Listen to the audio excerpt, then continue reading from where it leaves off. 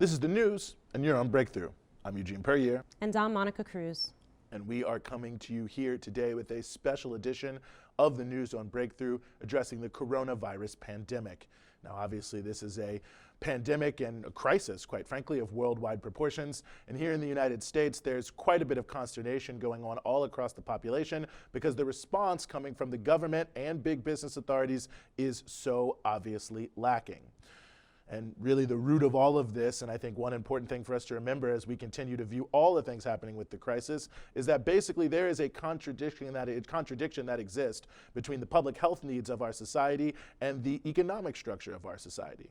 Now, on the one hand, to curb the pandemic, to make sure that the impact of it is the least amount it can possibly be at this point, social activities have to cease to the maximum amount, which also means that most commercial activities have to cease to the maximum amount. But on the other hand, how does anyone survive? They go to work, they make money. So if commercial activity lessens, then the ability of people to provide for themselves lessens. And in fact, we've seen the effects of this because businesses are refusing to close down in some places, and employees are showing up to work in many places because they certainly feel that they have no recourse to survive. So right here, we can understand that there's an easy solution to this.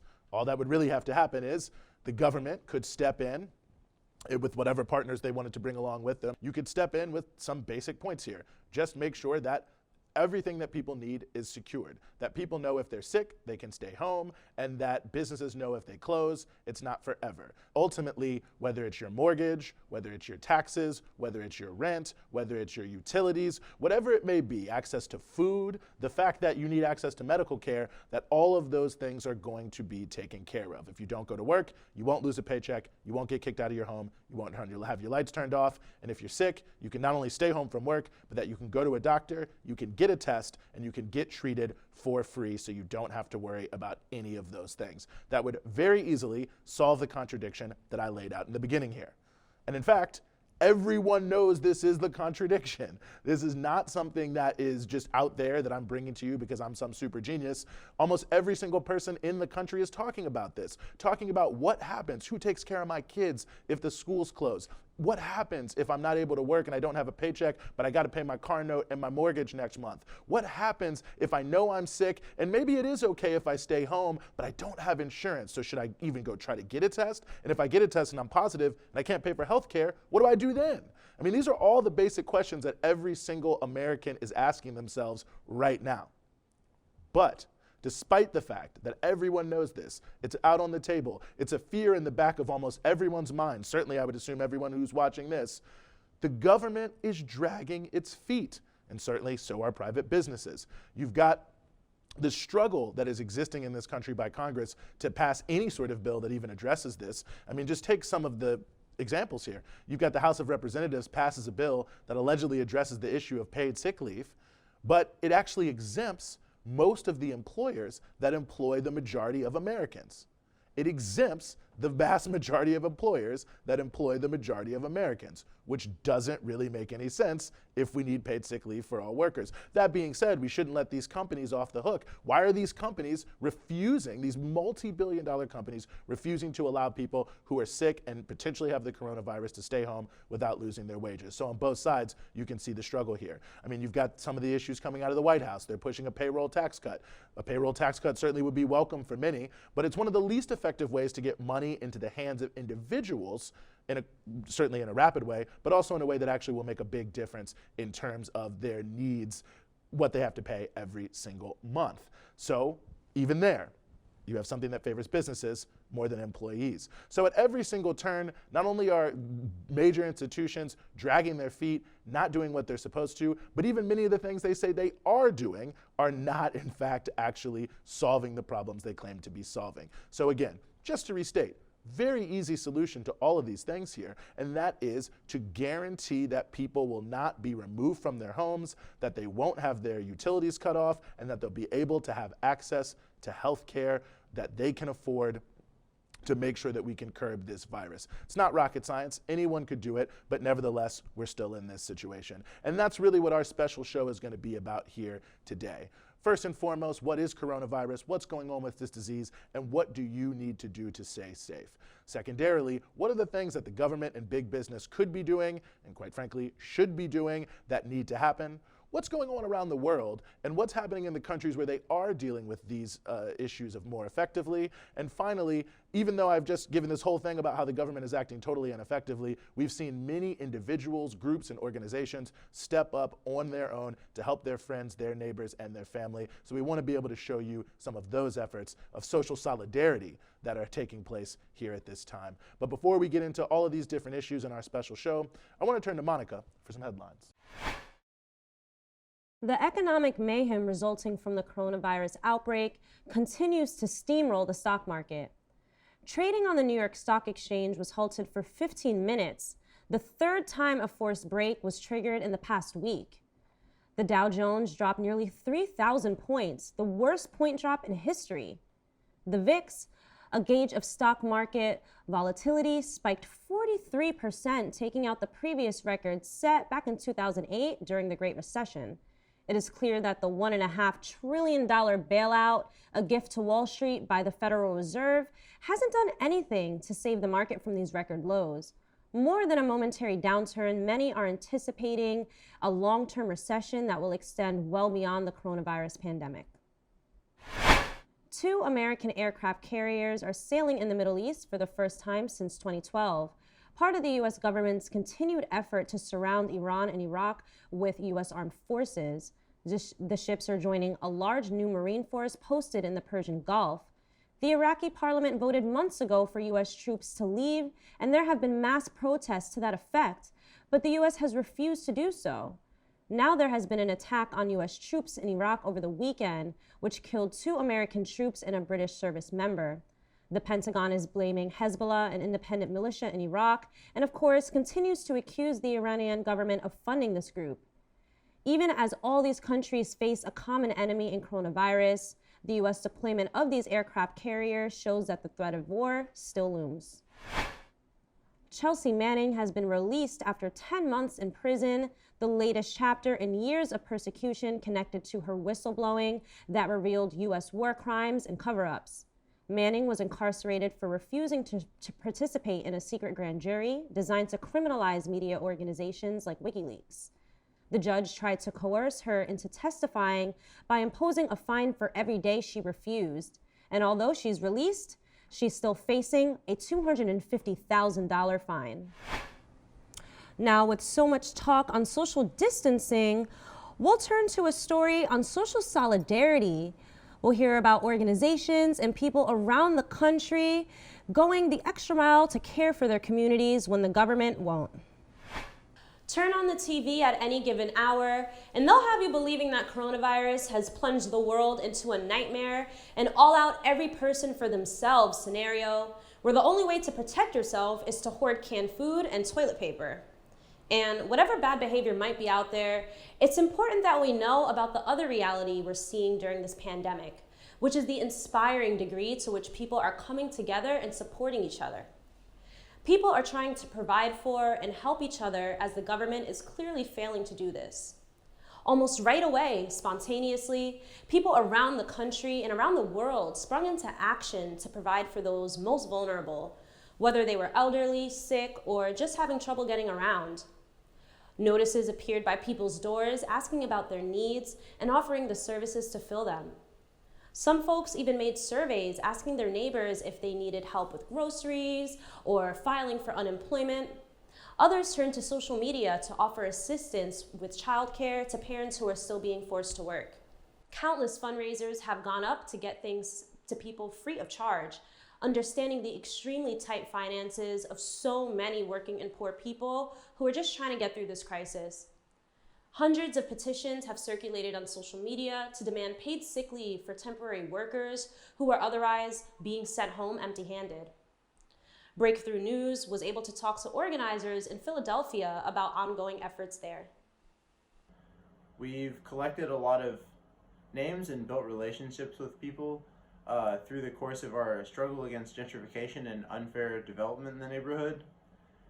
And those seniors and people affected with chronic illnesses who are already at risk of unsafe demolition practices having to do with poor dust control are now going to be receiving drop-offs of free groceries and essential goods from our organization. And that way we hope to alleviate some of the pressure that people are feeling, economic pressure and public health pressure in this period of crisis. Well, some of our members have been isolating and cutting down contact as much as possible in order to be as safe as possible to be bringing out groceries to people who are at risk. We've got donations from the community already. We've reached out to restaurants and coffee shops that we have pre-existing relationships with who are more than happy to give us donations. Like today I picked up, I think, 15 gallons of milk and a couple tubs of yogurt to bring to people. And we're stockpiling goods, especially non-perishable goods, in our community center that we run in Kensington called the Philadelphia Liberation Center. I mean, I would love to live in a society where the government is going around and bringing groceries to people. That'd be a lot more sanitary than forcing like thousands of people to go to grocery stores where the sanitation practices are completely ad hoc and not mandated by any central authority. But unfortunately, that's not the case. People, working class people, poor people, really are forced in a moment like this to take care of our own. And so that's what we're going to do in Kensington and other areas of Philly.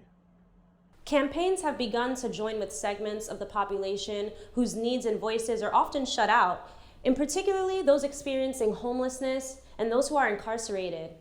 These are people who can't practice social distancing in their current situation. In Los Angeles, homeless families have taken over empty homes owned by a public agency, and community members are standing with them to protect against evictions and call for housing to be provided for everyone who needs it now to help keep everyone safe.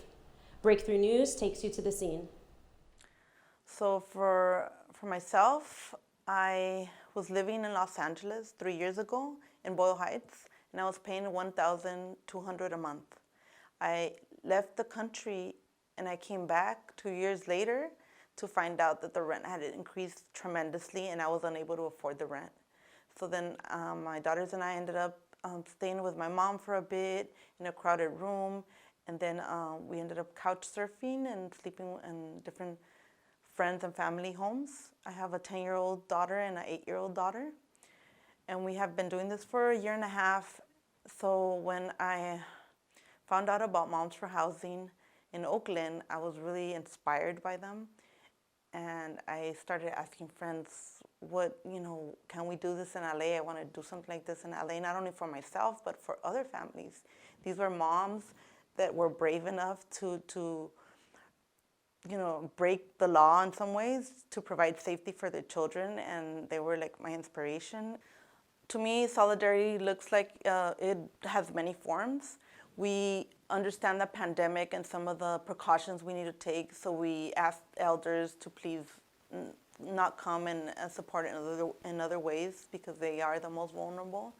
We also sanitize our doorknobs every hour and try to keep up washing our hands and our hygiene in general. Yes, we do have also rapid response in case of evacuation, and we have a GoFundMe, and just to please keep up with our website and the different social medias we have.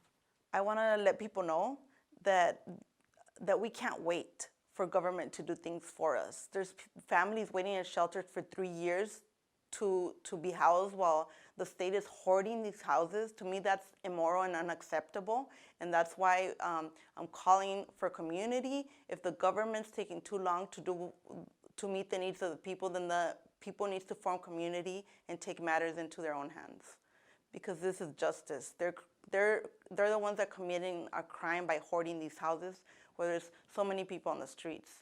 I tell this to everyone in the media and a lot of people I meet, that to me it's ludicrous how the homeless and unhoused population has grown in this state, because when I was growing up, I knew where Skid Row was. Skid Row was just a couple of streets in downtown LA. And now the whole state of California has become a Skid Row. Around the world, people are coming together in all sorts of ways as well. In Brazil, scheduled protests against the far right-wing president Jair Bolsonaro could not take place, but that didn't keep the people silent.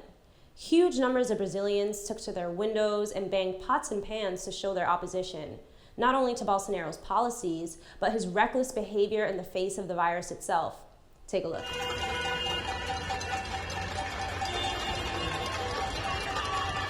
Cultural workers are playing an important role in uplifting the spirits of those on the front lines, understanding that you can't win a war, including a war against a virus, without high morale. In China, symphony musicians performed virtually via web conference and dedicated the performance to the medical professionals in Wuhan.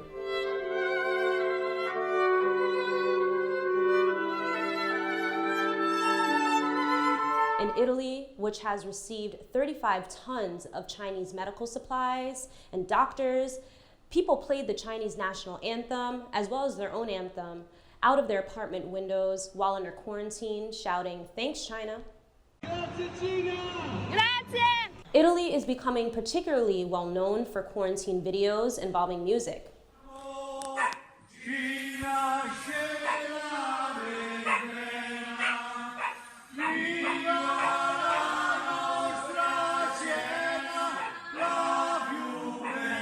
All in all, one thing is clear. Even in a time of social distancing, social solidarity is strong. Well, we all know that the response to the coronavirus pandemic here by the powers that be in the United States has been, at best, lacking. Whether it's incompetence or neglect, could be both. Not could be, it almost certainly is both when we look at what's really happened here over the past few months, where the Trump White House has either minimized the COVID-19 pandemic or tried to score propaganda points against China. I mean, at one point, Trump actually said this was a hoax. Now, the one thing they did not do was do anything at all to get ready. Now, even now, 3 months after we've learned of the coronavirus outbreak here, the U.S. is lagging behind every single other country in the world, just about, in terms of the response and not taking any responsibility for being terrible. For instance, here's President Trump on the lack of testing kits. Dr. Fauci said earlier this week that the lag in testing was, in fact, a failing. Do you take responsibility for that? And when can you guarantee that every single American who needs a test will be able to have a test? What's the date of that? Yeah, no, I don't take responsibility at all, because we were given a set of circumstances, and we were given rules, regulations, and specifications from a different time. Now, I'm not really sure what mythical past President Trump is talking about here, but in the real world, Trump and the broader government actually deliberately chose not to stockpile COVID-19 tests for 6 weeks as the news of the virus dominated headlines around the world. Deliberately chose. They could have had millions of tests from the World Health Organization and just didn't do it. So in other words, there was plenty of time to help ease the testing burden, which of course would have helped to save lives, quite frankly. And this lack of testing has been a major reason why we're in the situation we are now, with the virus spreading extremely rapidly here in the US. And Trump, by the way, isn't the only one who's not taking responsibility for this. Vice President Pence, who allegedly is over top of this whole response issue here, and the head of the CDC are both refusing to even say who made these disastrous decisions. So certainly not saying the buck stops there, just passing the buck around to whoever they can get. It's like a game of hot potato here. And we also know that in addition to not preparing for the test, they didn't prepare vis-a-vis the critical equipment issue either. Now, I think you've certainly heard by now that ICU beds, ventilators, all sorts of associated equipment there, we have big shortages, severe shortages in fact. Including an emergency government stockpile, there's roughly 72,000 ventilators nationwide and about 100,000 ICU beds. But looking at just the moderate outlook here now, as it concerns the spread of the virus, anywhere from 200,000 to 2 million people could need some form of hospitalization, and thus will need some of this equipment. And that's on top of all the people who are already hospitalized for things that have nothing to do with the coronavirus, who of course have to be completely separated from those with coronavirus, but also can't just be thrown out on the street here. They still need care. A glimpse into the future, perhaps, for many different places is what's already happening in Seattle, which has been at the epicenter of the pandemic here in the US, that nearly all the ICU beds in the city are already in use. This is not some podunk town here. This is Seattle. This is a major American city. Now, let me just give you the overview once again. We will, in the best case, minimally need 100,000 ICU beds with all the attendant equipment. And at worst, we could need 2 million of these beds and all the attendant equipment. If not, that means that nurses and doctors are going to have to end up rationing care and equipment and deciding who gets life-saving treatment and who dies. That's the real situation we are in right here. And looking at the next month, you'd think that even though the government is behind the 8 ball, they'd be moving a lot faster to try to get up to speed here, using all the emergency powers of all sorts wherever they can find them, making new laws if they have to make sure that we have these things. Go on a war footing, some may say. In fact, many people are saying this. And they're saying it because we've done it before, at least we've seen it before, 7 decades ago, during the Second World War, when all sorts of production was shifted to a war footing. It's things like telling refrigerator manufacturers to move into making machine guns. Here's a look. One machine gun, a deadly weapon. The 250,000.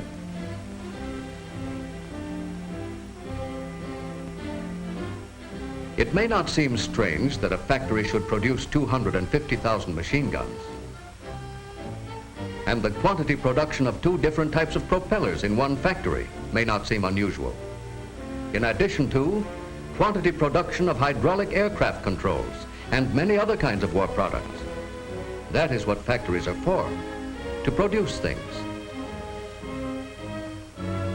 The strange thing is that only a short time before, these factories were producers of electric refrigerators, the world's largest.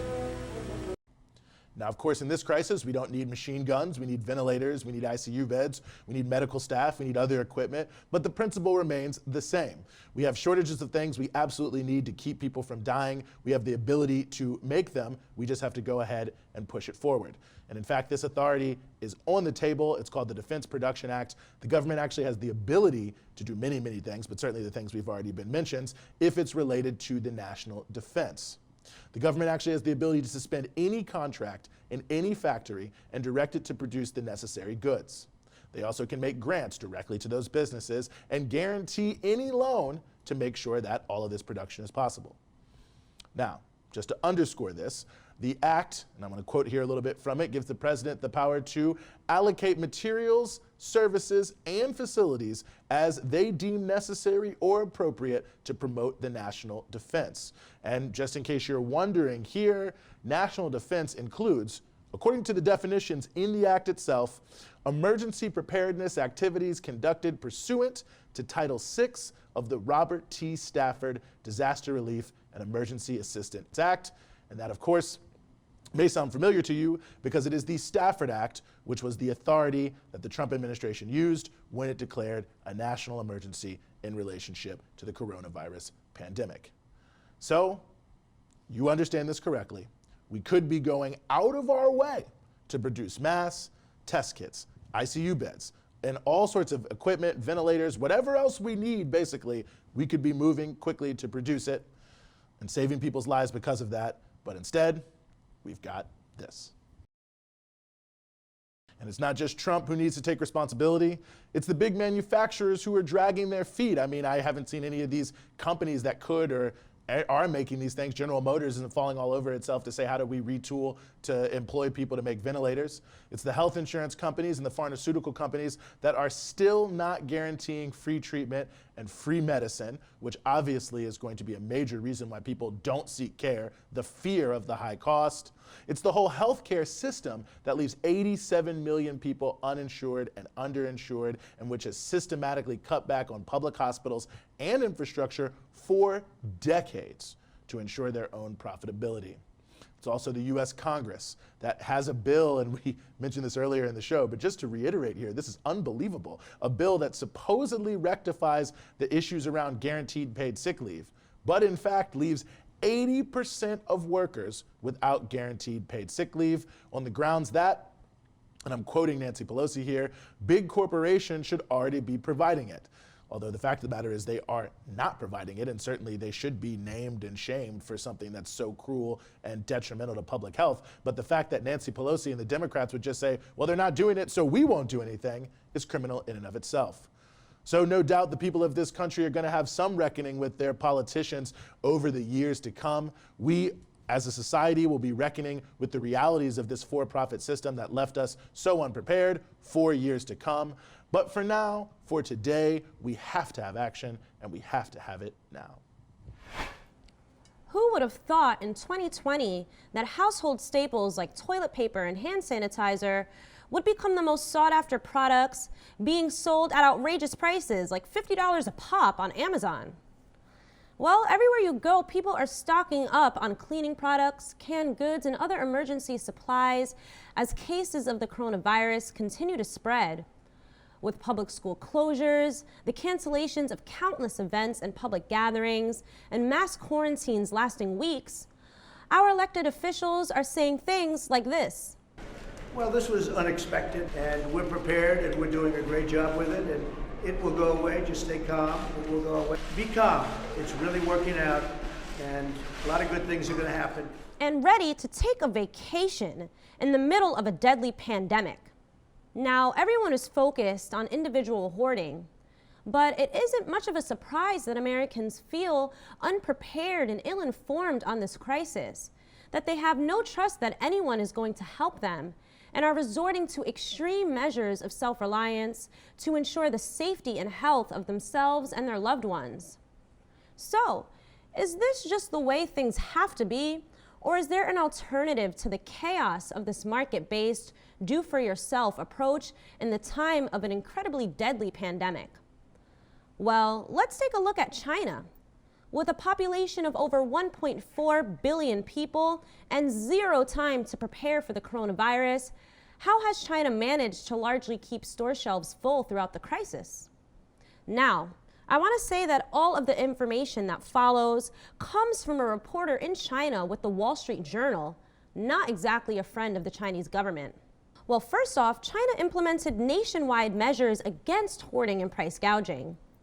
The Chinese government stepped into production and distribution, commanding or seizing existing companies, and helped prevent shortages for essential goods and food products while ensuring the production of goods like face masks. When Beijing called for an increase in face mask production, factory owners boosted wages to expand their output. And when it issued orders against profiteering, manufacturers alerted authorities on price spikes and ended contracts with sellers that were gouging. The Ministry of Commerce contacted hundreds of businesses to create an emergency food database to assess the supplies of rice, vegetables, and other products, and connected buyers with available sellers, from small farmers to big companies like Walmart and down to small businesses. With entire cities quarantined and roadblocks set up, the government created a green channel system which allows truck drivers to travel between cities with special passes and gives local governments the ability to hire more truck drivers and keep supplies flowing. Shipping companies that usually work on high-end technology parts and other goods found themselves delivering vegetables, face masks, and medicines. Food delivery platforms hired thousands of people who were unable to return to their usual jobs and put them to work delivering supplies directly to people. Volunteer-based neighborhood organizations, which already existed across the country prior to the coronavirus outbreak, also played an important role, with young and healthy people often going the extra mile to deliver food and medicine directly to people's doors. All of this while the deadly virus with no cure raged across the nation. Calling for a mobilization of construction workers to Wuhan, the center of the outbreak, the Chinese government accomplished feats like building a hospital in only several days to care for critically ill coronavirus patients, a hospital that was immediately filled. The all-hands-on-deck national effort allowed the government to quarantine tens of millions of its citizens to squash the number of new infections, and this has proven to be incredibly effective. Now, our government, on the other hand, had 2 whole months to prepare for the inevitable arrival of the coronavirus on American soil, and spent that time doing what? Critiquing the Chinese government's response, and even boasting about the profits American businesses could gain from a disruption in the Chinese supply chain. But the fact is, it does give businesses yet another thing to consider when they go through their review of their supply chain. On top of all the other things, because you had SARS, you have the African swine virus there, now you have this. It's another risk factor that people need to take into account. So I think it will help to accelerate the return of jobs to North America, some to US, probably some to Mexico as well. In Wuhan, the Chinese government continues its centralized efforts to deliver food and critical goods right to the doorsteps of those in quarantine. And in some Wuhan neighborhoods and elsewhere in the country, life has started to return to normal. And the workers in healthcare, construction, and logistics who made all of that happen are being celebrated as national heroes. With cases here growing rapidly every day, isn't it time for our government and corporate press to drop the China bashing and learn a lesson from what they did right? Well, Monica, I really appreciate that. Obviously, a lot of misinformation about what's going on vis-a-vis COVID-19 and China. And, you know, on that note, one of the things that I've been really trying to look more into and that I think is really relevant here is the science behind the so-called coronavirus itself. I've seen a lot of misinformation about that issue as well. So we are actually going to turn now to a package that we have been able to prepare, really kind of explaining what coronavirus is, what all these different acronyms mean. And I was able to also have an interview with Dr. Nadia Marsh to talk more about all of the health implications that are coming with this virus. A lot of information swirling around as it regards the current coronavirus pandemic. So with so much out there, we wanted to just answer some basic questions about the virus itself to give you a better all-around grasp of what's going on. COVID-19 stands for Coronavirus Disease 2019. In other words, it's just an acronym for the name of the disease. There are other coronaviruses, so this is used to designate the one that we're experiencing, which broke out in December of 2019. Coronavirus refers to a family of viruses that affect mammals and birds. In humans, the virus usually manifests in respiratory infections that are often mild. In fact, human coronavirus 229E is one of the viruses responsible for the common cold. But occasionally, coronaviruses can be more deadly. And there have been several outbreaks of these more deadly coronaviruses in just the past 2 decades. There was the SARS outbreak, which took place in 2002 and 2003. There was the Middle Eastern Respiratory Syndrome, or MERS, outbreak in 2014. And of course, the COVID-19 outbreak, which we are experiencing now. And COVID-19 is actually a strain of the same coronavirus in the SARS outbreak, and thus is also known as SARS-CoV-2. COVID-19 is less deadly than SARS and MERS, but does seem to spread more quickly. And there's a lot that we still don't know. The media says that for those under 50, the risk of death averages about 0.5%. For those over 70, however, the case fatality is around 8%. But in France's teeming ICU units filled with the gravely ill, almost 50% of those who are close to death are under the age of 45. And there is not yet a vaccine. Previous outbreaks and results in countries like China do show that the disease can be contained with aggressive, proactive measures. And unfortunately, the United States government was neither aggressive or proactive. Yes and no. We know that coronaviruses are zoonotic. That means they move from animals to humans. Researchers in Wuhan have found significant links between COVID-19 and a certain bat coronavirus. The working hypothesis they've developed is that COVID-19 went from a bat to some other mammal and then was transmitted to humans. And you may have heard, that led to an initial belief that a market in Wuhan, a seafood and meat market, was the source of COVID-19. Further research, however, has shown that to be mistaken. While 66% of the first 41 diagnosed patients in Wuhan had direct exposure to the market, the first patient to be diagnosed had no connection at all to any of the other cases. There was also another case in the first 41 that also had no connection at all to the market. So while the market does seem to have been a major vector for the spread of the virus, COVID-19 seems to have been circulating in the Wuhan population already. Currently, there are 9 companies in the United States working on a vaccine. There are also a range of countries around the world, for example, Cuba, as well as China, who are also working on vaccines. The timeline for these vaccines stretches from the end of this year to early to mid 2021. So in the meantime, with the spread of the disease being essentially inevitable, the most important thing is to make that happen as slowly as possible so as not to overload hospital care and thereby minimize casualties. And that means, among other things, strengthening public health systems to demand immediate emergency measures from the government to make sure that, by law, no one goes homeless, hungry, or without health care.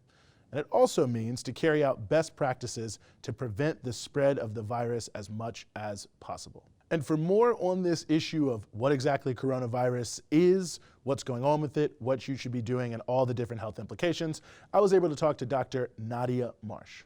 Dr. Marsh, thank you so much for joining us here on the show.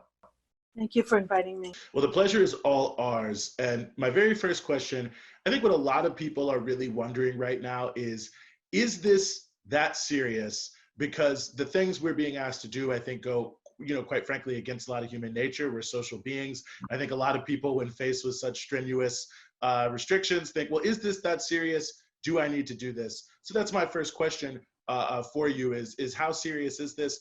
And should people be paying attention to the public health information? A few weeks ago, we just assumed that this was maybe similar to the influenza virus, I would say at least 6 weeks ago. But what we're seeing since early February in China, thousands of deaths, and luckily they've been able to control it at this point. But now all over the world, every single country is affected, and every state in the United States is now affected. There's 200,000 at least cases, and test kits are not readily available, so there's probably many more. There's been at least 8,000 deaths, and we have lots of people who don't have access to a doctor, who are walking around with undiagnosed hypertension, undiagnosed diabetes, and many other illnesses. And these are vulnerabilities. These are conditions that make their risk even greater. Right. So it's not just old people or older people that will die from coronavirus. But what we think in the United States is that a lot of people who are even, in their 40s, even 30s, who have underlying conditions are at great risk. How should we be viewing, in a most general sense, obviously we can't change the past, issues like the need for universal health care in this country, the need for more preventative care, because it does seem that, the public health system, all of us were caught so flat-footed in the face of a major medical crisis like this, and perhaps that should be a wake-up call to all of us about the way the system is structured here. Coronavirus is really bringing to fore all of the vulnerability and the real cruelty of a for-profit healthcare system as opposed to universal system, starting with the fact that we don't have prevention in this country. So we really don't have a public healthcare system that is funded. So there are lots of people who are unnecessarily sick. Even more importantly, they don't have access to healthcare because they can't afford it. It's too expensive. So a lot of chronic conditions just get worse. So far, people are worried that they're going to be charged if they go to the emergency room or the hospital. Now we know that there's all of this stuff happening that if you go to the hospital and your symptom is related to coronavirus, you will not be charged for the test, although the test is hardly available. But what if it's not related to coronavirus? What if your diagnosis is something else? Then business as usual, and you will be charged thousands of dollars for that ER visit. I mean, it seems another vulnerable population that is really in a tough situation with this coronavirus is the homeless population here in the US. Homeless people are being sent back to shelters where they're in crowded conditions. It's really criminal. Colleague is a primary care physician at NYU. She saw a patient yesterday with possible symptoms of corona. He had a cold and a fever, but he wasn't sick enough to be hospitalized. And the poor man had to go back to the shelter. So this is a criminal system. And every homeless person right now should be given an apartment. There are thousands of available empty apartments in New York City.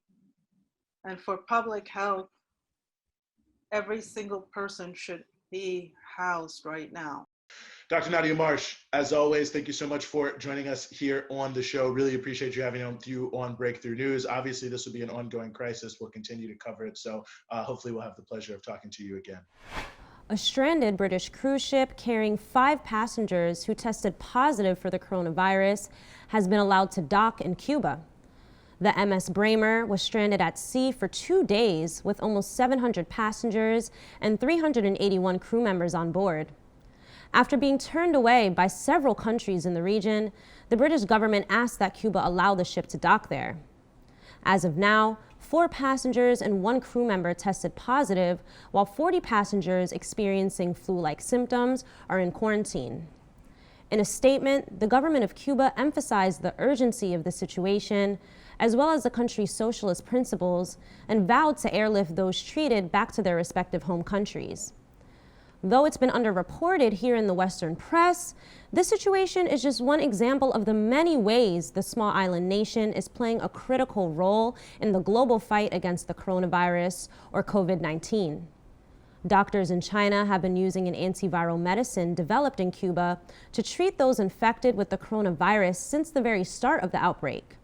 The drug, interferon alpha-2b, is one of the 30 medications selected by the Chinese National Health Commission for its effectiveness against viruses with traits similar to coronavirus. It's not a cure or a vaccine for the virus, but it boosts the immunity of those infected with COVID-19, thus lowering the chance of fatality. Cuba trains more doctors per person than any other country in the world, and hundreds of Cuban doctors have been sent across the globe since the start of the outbreak to help treat patients and stop the spread of coronavirus, from China to Italy, Venezuela, Jamaica, and more. Now here in the U.S., where the state and healthcare apparatus are woefully unprepared to deal with the exponential spread of the virus, you would think that our government would be looking for any help and any medicines it can get, especially when these medicines and this aid has been proven to be successful. But unfortunately, the U.S. has made it impossible for Americans to have access to potentially life-saving medicines like interferon and expertly trained doctors from Cuba. Under the Trump administration, the U.S. has expanded its already massive economic blockade on Cuba, cutting off much of its foreign trade, threatening companies from other countries that are doing business with Cuba, and in the process are robbing 12 million Cubans of the ability to access basic goods. Since 2019, the U.S. has imposed an energy crisis on the island by sanctioning companies and ships that facilitate the transport of Venezuelan oil to Cuba. Foreign companies contracted to work on upgrading the airport and railway system have canceled midway. The Cuba blockade was denounced by 187 countries at the United Nations in November 2019. But Cuba is not the only place where innocent people are taking the brunt of U.S. economic war tactics.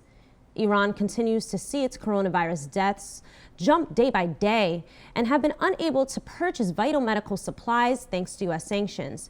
Technically speaking, medical supplies are exempt from U.S. sanctions. But in practice, the U.S. imposes such extreme penalties to any country or corporation trading with Iran that very few, sometimes no entities at all are willing to risk engaging in financial transactions with Iran. The possibility of being served a tremendous fine or dealing with a costly legal battle with the U.S. is enough for governments and companies alike to just avoid trade with Iran altogether. In the face of a global pandemic with the potential of killing tens of millions of people, Dealing with a virus that knows nothing of race, national boundary, or ideology, it should be the priority of every government to work together to combat this threat. In accepting the British ship, the Cuban Foreign Ministry stated, quote, "These are times of solidarity, of understanding health as a human right, of strengthening international cooperation to face our common challenges." After all, any spread in one country endangers its neighbors, and any scientific breakthrough that is not immediately shared across governments costs lives. But with U.S. sanctions continuing to bear down on Cuba, Venezuela, Iran, and other countries trying to control the virus, it's clear Washington doesn't see it that way. And there's been virtually no discussion of lifting sanctions among the political elite. It appears instead, they see this as an opportunity to tighten the noose on the countries they'd like to overthrow. So, just imagine the same panic you might feel when seeing empty shelves at your local supermarket. This is the reality for millions of Cubans, Iranians, Venezuelans, and others. But the cause for them isn't a result of hoarding or government inaction, but because another country's government has made it impossible for critical goods to enter their countries. This is not just cruel. Under international law, it's criminal. Well, that's the show. Thanks for watching. Be sure to share our videos and follow us on social media. And as you undoubtedly understand, we are being affected just like you are by the shutdowns, the social distancing, all of the different elements that we need to help keep people safe here in this country as the pandemic expands. But it's important for us that you have the information you need to break through all of the corporate media spin. So we will be here with you as this crisis continues, putting out content every single week. We may not be in this studio, we may not be in a studio, but the News on Breakthrough will be here with you. So as always, don't just watch us, join us on Breakthrough.